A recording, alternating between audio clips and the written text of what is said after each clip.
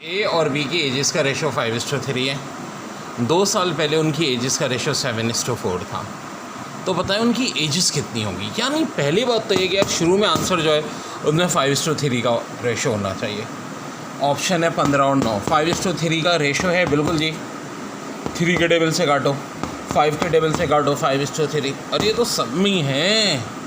अब क्या करें 2 ईयर्स अगो, 2 साल पहले रेशो 7:4 होना चाहिए। 2 साल पहले कम करो तो 13 और 7 आता। नहीं यार, उनका रेशो तो 7:4 नहीं हो सकता। 2 कम करो तो 23 और 13, ये भी नहीं दिख रहा। 2 कम करो तो 18 और 10, 2 साल कम होने की बात हो रही है ना। नहीं यार, ये भी 7:4 नहीं दिख रहा ना। तो यही बचा, चलो देखते हैं 2 साल कम करके। 28 और 16, जी हाँ, 4 के टेबल से काटें तो 7:4 ही होगा। यानी कि बोले तो आंसर हो गया 30 और 80। सवाल है कि भाई जो जैक का 12वां बर्थडे और उसके फादर का 40वां birthday, how many years from today will Jack father be twice as old as is Jack at that time. यानी यहाँ से कितने साल के बाद जैक के जो अब्बू हैं वो उससे डबल एज के होंगे। तो देखो अभी ये 12 का एज है, अब्बू 40 के। ऑप्शन 1 में है 12, तो 12 + 12 24, 40 + 12 52। 24 और 52 में डबल का फ़र्क नहीं होता, ये नहीं हो सकता आंसर। 12 में 24 प्लस करो 26, 40 में 14 प्लस करो 54, नहीं ये भी नहीं हो सकता। अब बड़े गौर से देखो, 12 + 16 28, 40 + 16 56। क्या कहा मैंने?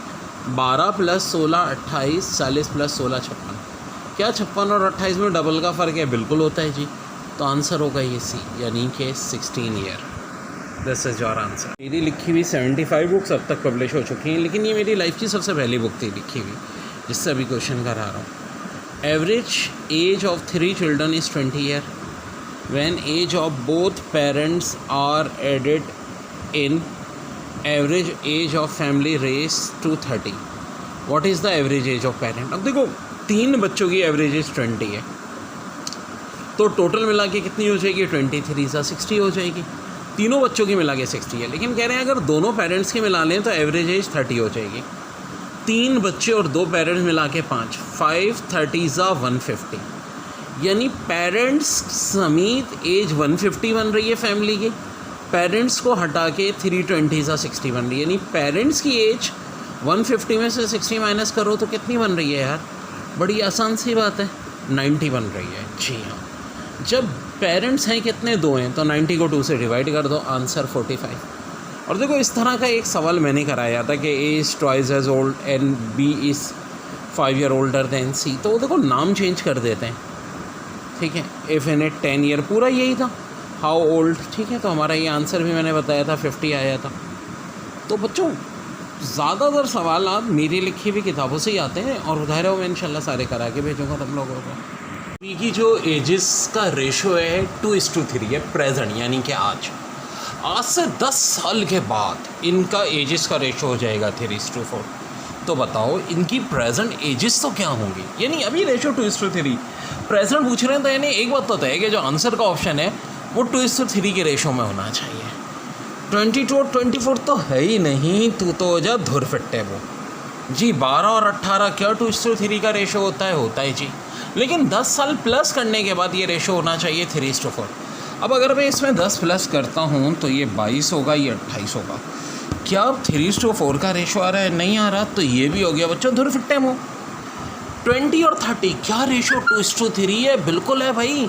क्या 10 साल बाद रेशो 3:4 होगा? 10 एडअप करके देखते हैं, 30 और 40 बिल्कुल होगा। यही है बच्चों हमारा आंसर, यही है।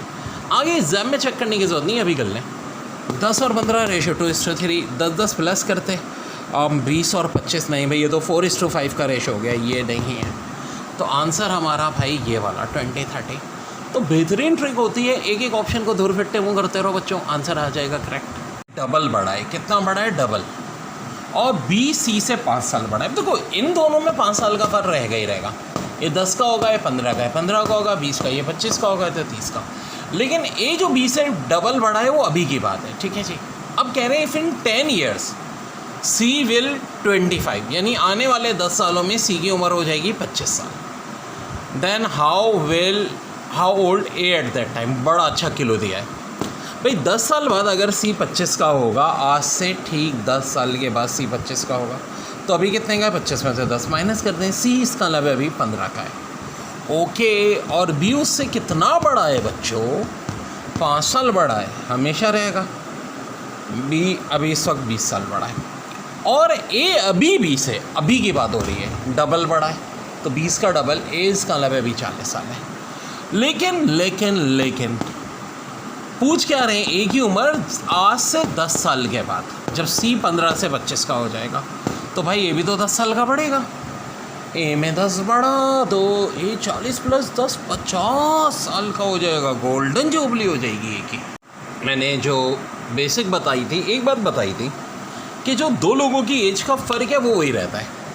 यानी अगर A आज 6 साल का है और B 2 साल का है, तो देखो 2 साल बाद A 8 साल का हो जाएगा, B 4 साल का हो जाएगा। हम कहते हैं A आज B से कितने टाइम बड़ा है? 3 times.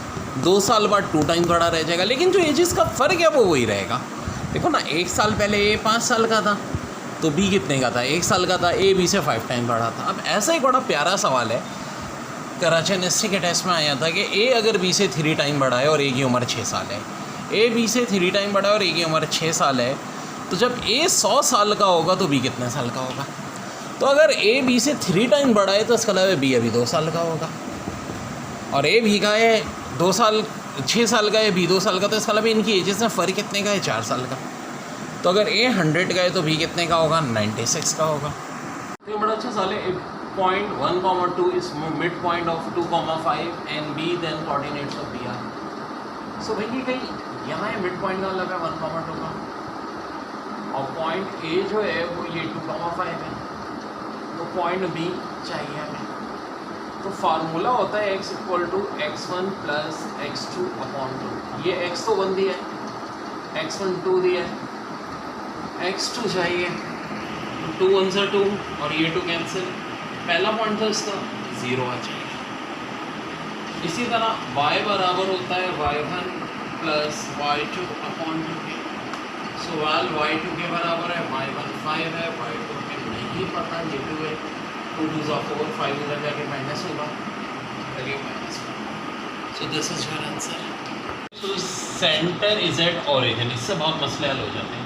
Major axis along y axis and length of major and minor axis 20 and 20, यानी 2a अगर 20 के बराबर है तो a 10 के बराबर, और माइनर एक्सिस के दरमियान की लाइन 2p होती है 12, तो 20 इसके बराबर। यार देखो टारगेट क्या है हमारा? Equation of ellipse whose major axis along y axis, तो x² upon plus y² upon = 1 तो आना है।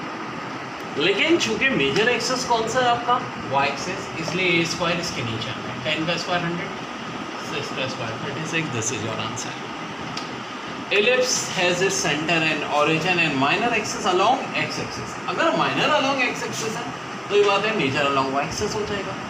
if length of major axis is 10, चलिए जी ये 10 दे दिया गया है, फोकाई 4 दे दिया गया है, b चाहिए। सो देयर c² बराबर होता है a² माइनस b² के।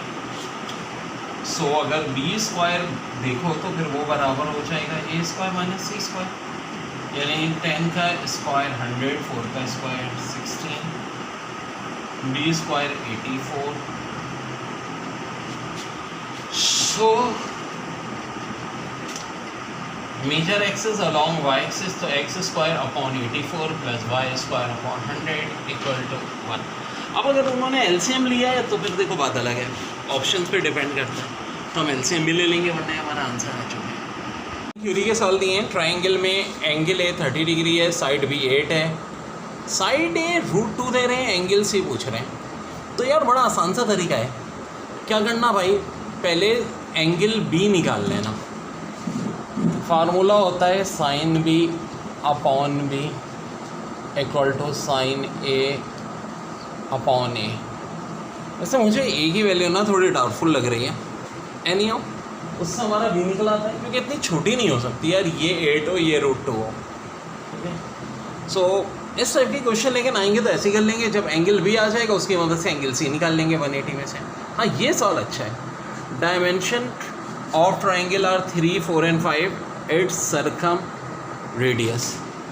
सरकम रेडियस का फार्मूला होता है ABC/4 एरिया. अब ख़ुद एरिया बराबर होता है S -A, S -B, S -C. ठीक है जी. और ख़ुद S बराबर होता है A + B + C अपॉन. तो मौके का फ़ायदा उठाएंगे. एग्जाम में 99% जब इस तरह के सवाल आते हैं तो ABC की वैल्यू या तो 3, 4, 5 होती है या 13, 14, 15 होती है. 99.9%.